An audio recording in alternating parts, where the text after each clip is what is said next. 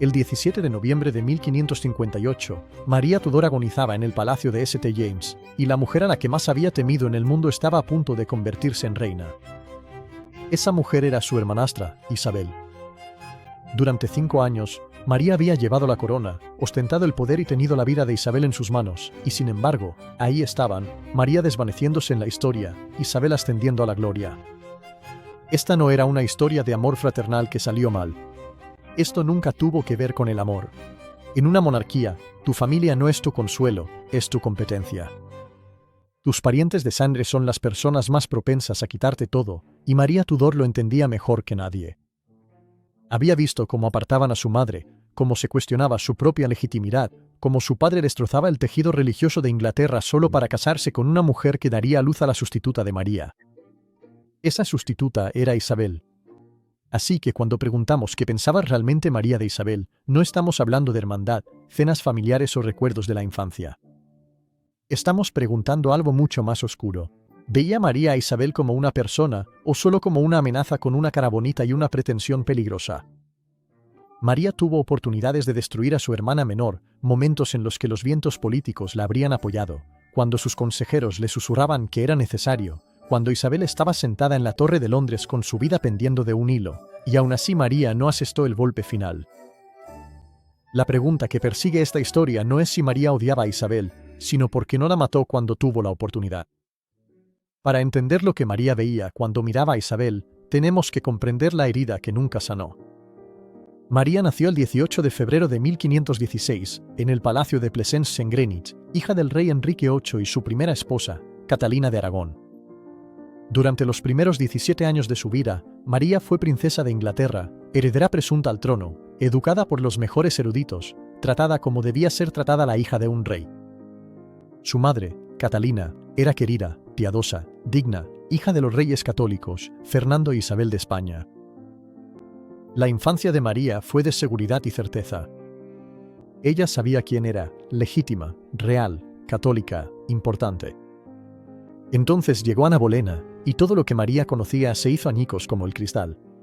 Enrique decidió que su matrimonio con Catalina era inválido, que Dios le había castigado dándole una hija en vez de un hijo porque se había casado con la viuda de su hermano. El Papa se negó a anular el matrimonio, así que Enrique hizo lo impensable. Rompió con Roma, se declaró cabeza suprema de la Iglesia de Inglaterra y se casó con Ana Bolena en 1533. María pasó de princesa a bastarda de la noche a la mañana. El acta de sucesión la declaró ilegítima, le quitó su título y la apartó de la línea sucesoria. La enviaron lejos de la corte, la separaron de su madre y la obligaron a servir en la casa de la pequeña Isabel, la hija de la mujer que destruyó la vida de su madre. Imagina eso, tener 17 años y que, de repente, te digan que no eres nadie, que todo lo que creías sobre ti era una mentira, que tu identidad de princesa ha sido revocada y que ahora se supone que debes inclinarte ante un bebé nacido de lo que tú considerabas adulterio y herejía. Ese es el trauma que definió a María Tudor.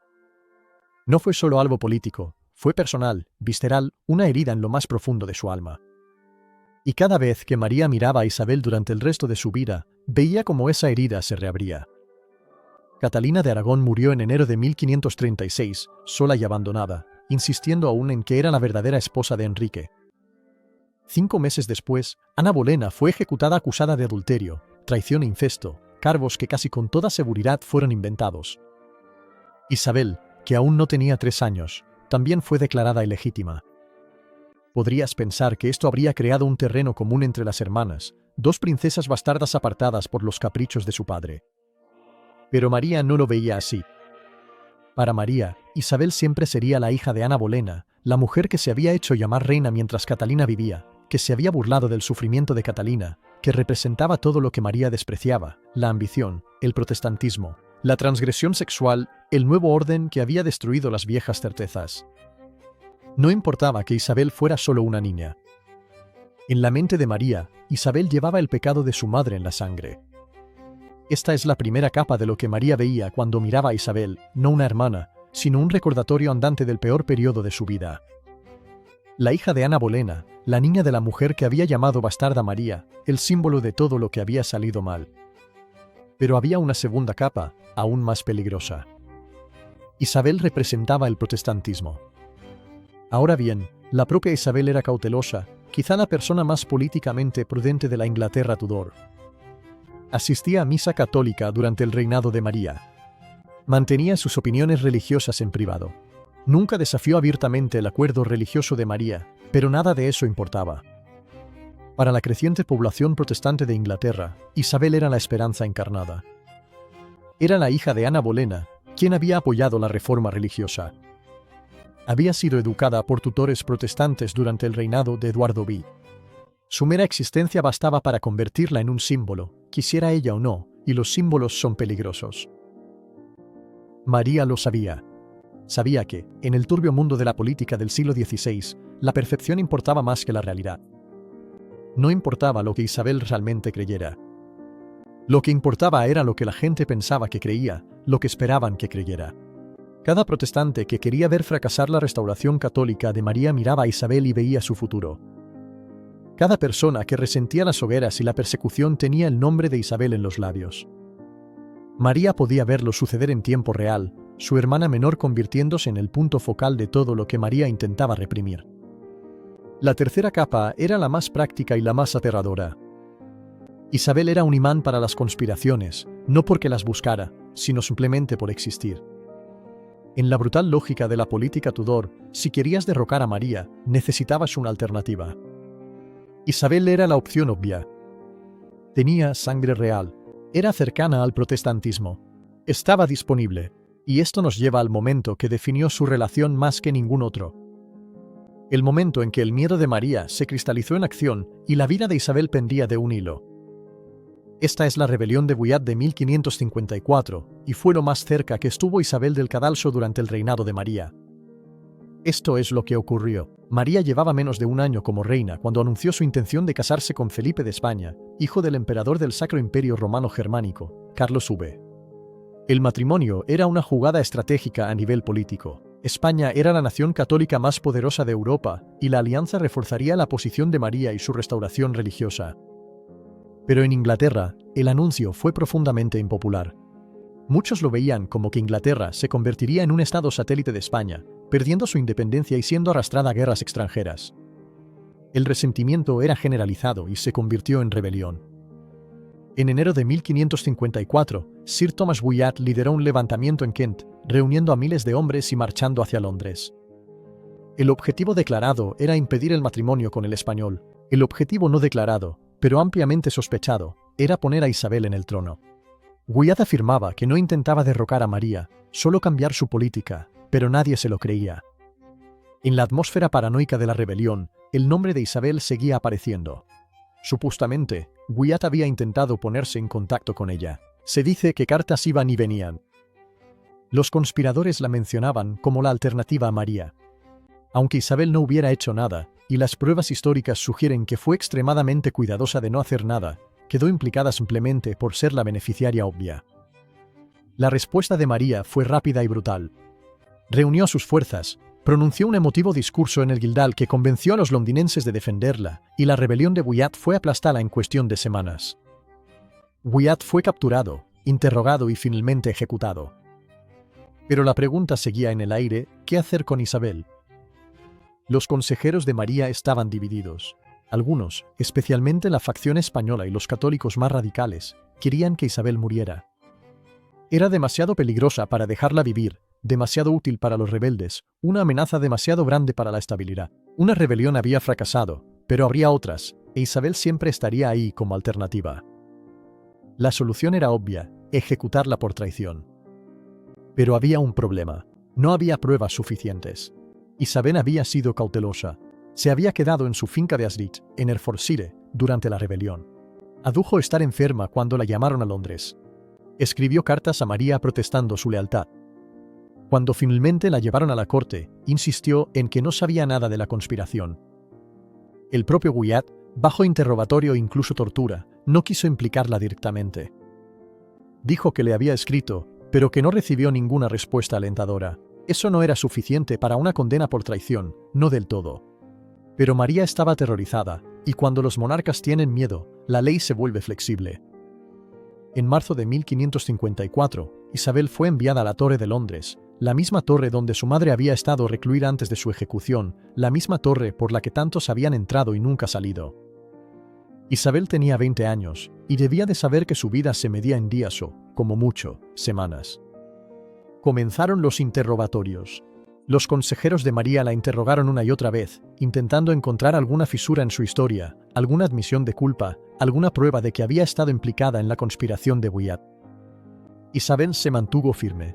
No admitió nada, no confesó nada, no les dio nada que pudieran utilizar. Según todos los relatos, estaba absolutamente aterrorizada, pero también absolutamente controlada. Sabía que una sola palabra equivocada podía matarla, y no la dijo. Durante 2 meses, Isabel estuvo recluida en la torre. María quería una confesión, quería una justificación para la ejecución, quería que Isabel le diera un motivo. Pero Isabel no cedía, y sin una confesión o pruebas claras, ejecutarla parecería tiranía, la convertiría en mártir y avivaría aún más el sentimiento protestante. María estaba atrapada en una situación imposible. Ella creía que Isabel era culpable. ¿Cómo no iba a serlo? Los rebeldes habían luchado por ella, pronunciado su nombre, la imaginaban como reina.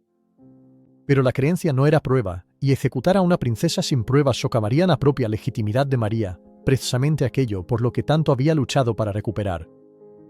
En mayo, Isabel fue liberada de la torre pero puesta bajo arresto domiciliario en el Palacio de Woodstock, en Oxfordshire, bajo la vigilancia de Sir Henry Bedingfield. Permanecería allí casi 1 año, aislada, vigilada, aún bajo sospecha, pero viva. Este es el misterio central de la relación entre María e Isabel. María la tenía en sus manos, tenía a Isabel en la torre, contaba con la cobertura política de una rebelión, tenía consejeros que le decían que actuara, y no lo hizo. ¿Fue misericordia? ¿Fue duda? ¿Fue algún vestigio de sentimiento fraternal, o fue algo más complejo, el reconocimiento de que matar a Isabel podría crear más problemas de los que resolvía, que una Isabel muerta podría ser más peligrosa que una viva, que los mártires también tienen poder? María no ejecutó a Isabel, pero tampoco confió nunca en ella. Durante el resto del reinado de María, Isabel vivió en un estado de sospecha controlada, permitida existir pero sin olvidar nunca que su existencia era condicional, dependiente de la tolerancia de María y de los cálculos políticos del momento. No se puede exagerar la dimensión religiosa de su relación. María no solo intentaba mantener el poder, intentaba salvar el alma de Inglaterra. Ella creía sinceramente que la reforma protestante había sido un error catastrófico, una herejía que amenazaba la salvación eterna de cada inglés. Cuando se convirtió en reina en 1553, su misión principal era restaurar el catolicismo, devolver Inglaterra a Roma, deshacer el daño que su padre y su hermano habían causado. Comenzó derogando la legislación religiosa protestante del reinado de Eduardo. Restauró la misa en latín. Recibió de nuevo a un legado papal en Inglaterra por primera vez en 20 años. Y luego, cuando estas medidas no fueron suficientes, cuando la resistencia protestante continuó, comenzó con las quemas. Entre 1555 y 1558, el gobierno de María ejecutó aproximadamente a 280 protestantes por herejía, quemándolos en la hoguera en ejecuciones públicas destinadas a aterrorizar y convencer. No se trataba de individuos al azar. Incluían obispos, eruditos, hombres y mujeres comunes que se negaran a retractarse de sus creencias protestantes. Las quemas le valieron a María su apodo histórico, María la Sanguinaria, una reputación que ha eclipsado todo lo demás sobre su reinado. Desde la perspectiva de María, esto era necesario, incluso misericordioso. Mejor quemar el cuerpo para salvar el alma, mejor erradicar la herejía que dejar que se propague y condene a miles. Pero para la población protestante de Inglaterra, María se convirtió en un monstruo, una perseguidora, una reina que mataba a sus propios súbditos por su fe. Y cada vez que alguien era quemado, cada vez que las llamas se alzaban en Smithfield, Oxford o Canterbury, el valor de Isabel como alternativa aumentaba. No tenía que hacer nada. No tenía que hablar en contra de María, no tenía que organizar resistencia, no tenía que arriesgarse. Todo lo que tenía que hacer era existir y no ser María. Asistía a misa católica cuando era necesario. Exteriormente se mostraba conforme, pero todo el mundo sabía, o creía saber, que en su corazón Isabel era protestante, que cuando ella fuera reina, las hogueras se apagarían, los exiliados regresarían, Inglaterra volvería a ser protestante. María podía ver que esto estaba ocurriendo. Podía ver cómo la gente miraba a Isabel, cómo los embajadores extranjeros la mencionaban en sus informes, cómo cada ejecución hacía que Isabel fuera más popular en comparación. Debió de ser desesperante. María estaba haciendo lo que creía correcto, lo que Dios mandaba, lo que su conciencia le exigía, y su recompensa era ver cómo su hermanastra se convertía en heroína de sus enemigos simplemente por seguir viva. La división religiosa no era solo política, era existencial. María e Isabel no solo discrepaban sobre la organización o los rituales de la Iglesia, representaban dos visiones distintas de lo que Inglaterra era y debía ser, y solo una de ellas podía ganar. Pero había otro elemento en la relación de María con Isabel, quizá el más doloroso de todos, la cuestión de la sucesión. María tenía 37 años cuando se convirtió en reina, una edad relativamente avanzada para una novia primeriza según los estándares del siglo XVI. Necesitaba un heredero, y lo necesitaba con urgencia, tanto para asegurar la sucesión como para garantizar que Isabel nunca heredara el trono. Su matrimonio con Felipe de España en julio de 1554 se suponía que resolvería este problema. María se enamoró sinceramente de Felipe, que era 11 años menor que ella, aunque los sentimientos de Felipe eran más de deber que de pasión, y María deseaba desesperadamente tener un hijo. En la primavera de 1555, la corte anunció que María estaba embarazada. Se retiró a la reclusión, como era costumbre, preparándose para el parto. Se preparó la habitación del bebé, la cuna estaba lista, y se rezaron oraciones por un parto seguro. Pasaron las semanas, luego los meses. El abdomen de María estaba hinchado. Ella decía sentir que el niño se movía. Los médicos confirmaron el embarazo, pero el niño nunca llegó. Para agosto, estaba claro que algo iba mal. El embarazo, si es que alguna vez fue real, había terminado. Los historiadores y expertos médicos actuales creen que María sufrió un embarazo psicológico, posiblemente provocado por su desesperado deseo de tener un hijo, junto con síntomas de quistes ováricos o cáncer de útero que quizás estaban desarrollando. También es posible que sufriera un aborto espontáneo. Fuera lo que fuese lo que ocurrió, no hubo ningún niño. Felipe se marchó de Inglaterra a finales de 1555, supuestamente por asuntos políticos en los Países Bajos, pero no regresó en más de un año. María estaba devastada, humillada y cada vez más desesperada. En 1557, anunció otro embarazo. De nuevo, la corte se preparó, de nuevo crecieron las esperanzas y, otra vez, no llegó ningún niño. Este segundo embarazo fantasma fue más breve, pero aún más trágico, ya que para entonces la propia María debía de sospechar la verdad. Nunca tendría un hijo. Cada mes que pasaba sin un heredero era un mes más cerca de lo inevitable. Isabel heredaría. María lo sabía, el consejo lo sabía, Felipe lo sabía, Isabel, desde luego, lo sabía. Todo el cálculo político del reino estaba cambiando bajo los pies de María, y no había nada que pudiera hacer al respecto. María consideró alternativas a Isabel como heredera. Había otros pretendientes con sangre real, aunque más lejanos. Frances Grey, duquesa de Suffolk, había sido la siguiente en la línea de sucesión después de María e Isabel según el testamento de Enrique, pero murió en 1559. Su hija, Lady Jane Grey, había sido brevemente reina durante 9 días en 1553 antes de que María la derrocara, y María ejecutó a Jane en 1554 después de que la rebelión de Wyatt la convirtiera en alguien demasiado peligrosa para dejarla con vida. Las hermanas menores de Jane, Catherine y Mary Grey, tenían mejores derechos que Isabel según algunos cálculos, ya que descendían de la hermana menor de Enrique VIII, María Tudor, en lugar de Enrique directamente. María Estuardo, reina de Escocia, también tenía un derecho al trono como bisnieta de Enrique VII, pero ninguna de estas alternativas era práctica. Catherine y Mary Grey eran jóvenes y políticamente débiles.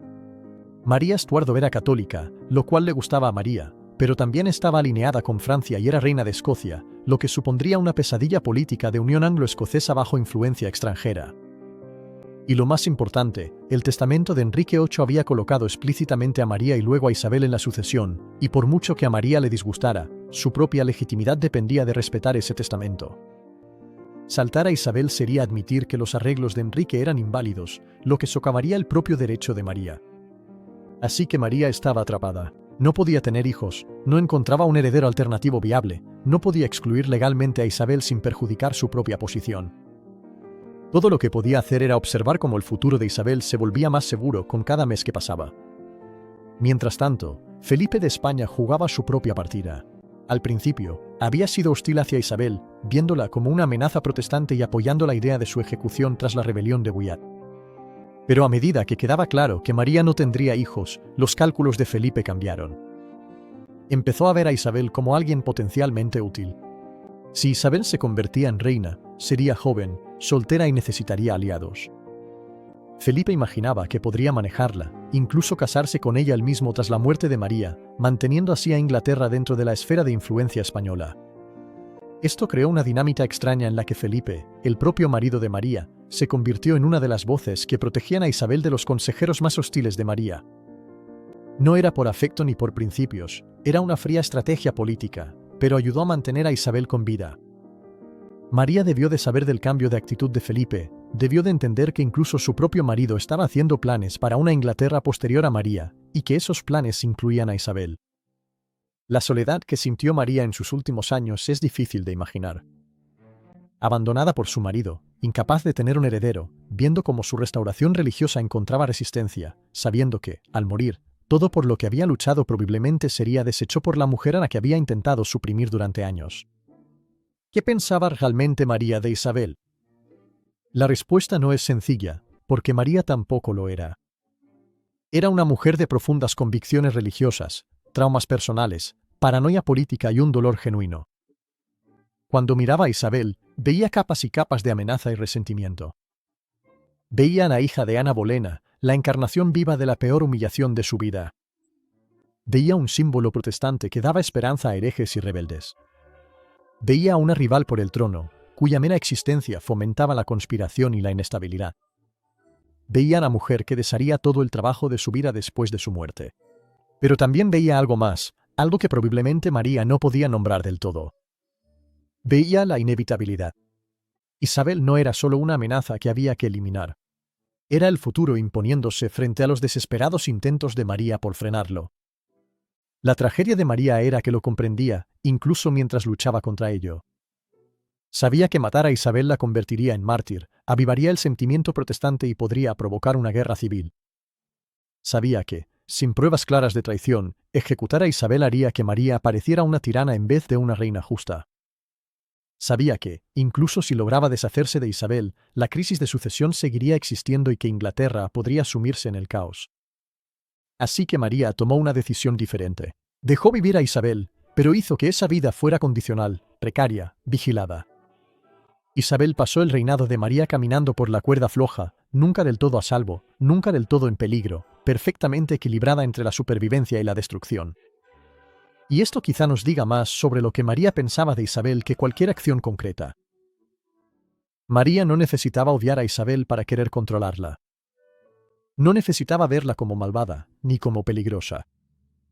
Lo que María sentía probablemente se parecía más a un agotado resentimiento, mezclado con terror político, la comprensión profunda de que Isabel representaba todo contra lo que María luchaba, y que, hiciera lo que hiciera María, Isabel la sobreviviría. En los últimos meses de la vida de María, estaba gravemente enferma, probablemente de cáncer de ovarios o de útero, sufriendo dolor, fiebre y el apagamiento gradual de su cuerpo. Tenía 42 años y solo había sido reina durante 5 años. Felipe estaba en los Países Bajos y no mostró ningún interés en regresar junto a su esposa moribunda. Los consejeros de María ya estaban haciendo planes para la sucesión de Isabel, ya cambiando de bando, ya preparándose para el futuro. María sabía que la estaban abandonando en tiempo real, que la lealtad en la política Tudor duraba solo mientras durara tu poder. En octubre de 1558, finalmente aceptó a regañadientes que Isabel la sucedería. Añadió condiciones: Isabel debía mantener la religión católica, debía pagar las deudas de María, debía mantener empleados a los sirvientes de María. Pero estas eran las exigencias de una mujer moribunda que sabía que no se cumplirían. María Tudor murió el 17 de noviembre de 1558, en el Palacio de St. James en Londres. Murió sin Felipe a su lado, sin el hijo que tanto deseaba, sin la certeza de que su restauración religiosa sobreviviría. A las pocas horas de su muerte, Isabel fue proclamada reina. A los pocos meses, Isabel comenzó a desmantelar el asentamiento católico de María y a establecer una nueva iglesia protestante. Todo por lo que María había luchado fue deshecho, y la mujer a la que temía, resentía, controlaba y había perdonado se convirtió en una de las mayores monarcas de Inglaterra, gobernando durante 45 años, casi 9 veces más que el propio reinado de María. Así que cuando preguntamos qué pensaba realmente María Tudor de Isabel, estamos preguntando por una de las relaciones psicológicamente más complejas de la historia inglesa. No era un simple odio, aunque sí había resentimiento. No era un simple miedo, aunque sí había terror. Ni siquiera era un cálculo político puro, aunque eso desde luego formaba parte de ello. Lo que sentía María era algo más humano y más doloroso, la comprensión de que había pasado su vida luchando por causas y creencias que le importaban profundamente, y que, al morir, la mujer que representaba todo aquello contra lo que había luchado ocuparía su lugar y sería celebrada por ello. María veía a Isabel como la hija de la enemiga de su madre, como un símbolo protestante, como un imán para las conspiraciones, como una amenaza para su trono y la misión de su alma. Pero, sobre todo, María veía a Isabel como algo inevitable, y no hay nada más insoportable que ver cómo tu inevitable reemplazo espera pacientemente a que mueras. María tenía el poder de matar a Isabel, pero no lo hizo. No porque la quisiera, no porque confiara en ella, sino porque ni siquiera la férrea voluntad de María ni su certeza religiosa podían superar del todo el reconocimiento de que hay futuros que no se pueden evitar, solo retrasar. Isabel sobrevivió no porque María fuera misericordiosa, sino porque María entendía que matarla no cambiaría nada. La Inglaterra que quería a Isabel seguiría existiendo. La marea protestante seguiría subiendo. El futuro seguiría llegando. Así que María aguantó, controló lo que pudo, al final, soltó. Y al hacerlo, nos dejó una de las grandes preguntas de la historia: ¿qué significa odiar a alguien a quien no eres capaz de destruir del todo? ¿Qué significa temer a alguien que sobrevive simplemente por resistir más que tú? La respuesta de María fueron 5 años de vigilancia, sospechas y la certeza de que cada día que Isabel vivía era un día más cerca de la propia irrelevancia de María. Eso es lo que María pensaba de Isabel. Ella era el futuro, y María no podía detenerla, solo podía retrasarla, y al final, ni siquiera eso. Cuando Isabel se convirtió en reina, no hablaba mucho de María en público. Siguió adelante, como siempre hacía Isabel, centrándose en su propio reinado y en su propia supervivencia. Pero María sí había hablado. A su manera, tuvo la oportunidad de destruir a Isabel y no lo hizo, y esa decisión nos dice todo sobre el trágico reconocimiento en el corazón de su relación. María sabía que matar a Isabel no salvaría su visión para Inglaterra. Solo la convertiría en un monstruo en los libros de historia que escribirían los partidarios de Isabel, así que la dejó vivir, y al hacerlo, entregó el futuro a la mujer que más temía. Esa es la verdadera historia de lo que María Tudor pensaba de Isabel. No amor, no odio, sino la comprensión agotada de que algunas batallas se pierden antes siquiera de ser luchadas.